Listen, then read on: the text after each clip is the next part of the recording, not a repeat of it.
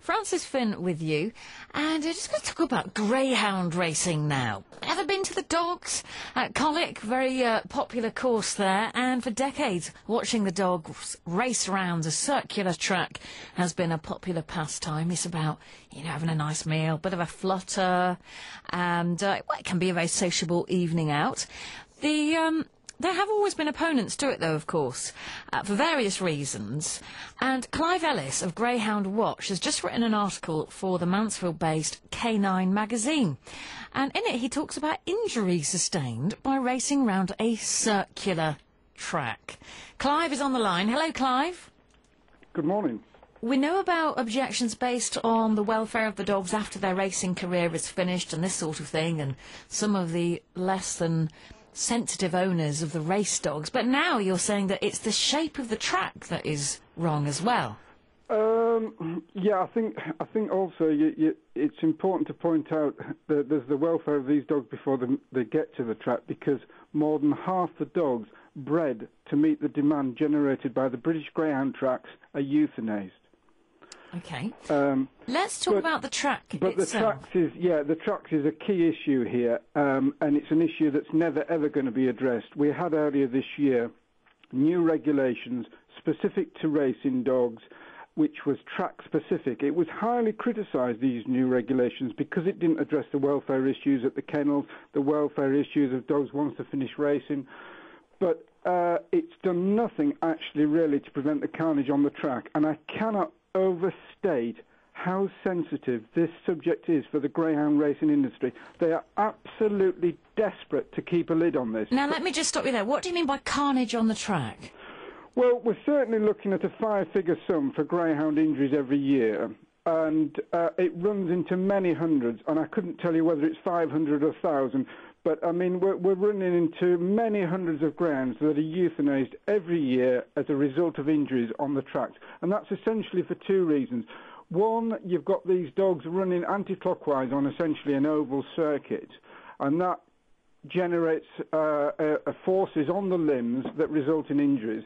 And then you've got 6 dogs competing against each other who are falling, who are colliding with each other. So that's where the more serious injuries tend to happen. You've got particularly long bone fractures there from falling and from colliding. So you think, then, the circular nature of the track is what brings some of these injuries on? Oh, virtually every injury recorded, I would think, is related to the track. But why? Why? Well, you've got, as I say, you've got the forces generated as the dogs. You've got horizontal forces and vertical forces on the limbs. There's been a survey where it's reckoned that 65% increase in forces on the limbs as the dogs run at about 40 miles an hour around the bends. And you've got these dogs colliding. As they hit turn 1, they're running at the highest speed of the race. They're very tightly bunched. They're colliding with each other. I mean, it's a lot more complex than that, but essentially that's it. And even away from the bends, because the bends will actually dictate conflicting lines that the greyhounds will run on the straight, and so they're colliding with each other.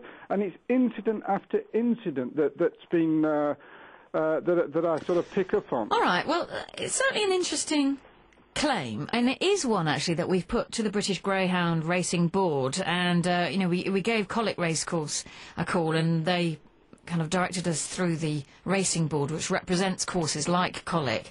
And this is what they had to say, Clive. They say, while the Board of Great Britain is always happy to enter into constructive discussion with bona fide welfare charities such as Dogs Trust or RSPCA, it's our policy not to enter into broadcast debates with individuals whose identity is spurious, unknown or unconfirmed, or who claim to represent groups whose objectives and activities have not been made known to us. So, to them, Clive, I'm afraid you're a spurious, unknown and unconfirmed individual. But they might be interested, actually, in a statement by the Greyhound Owners, Breeders and Trainers Association, who said on the 27th of August an unusually high number of injuries have been reported to our organisation in recent months.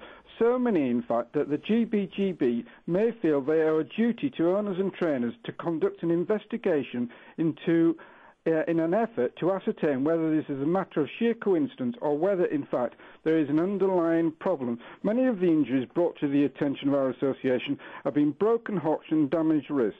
There have been some hock injuries seen on Sky broadcast this year.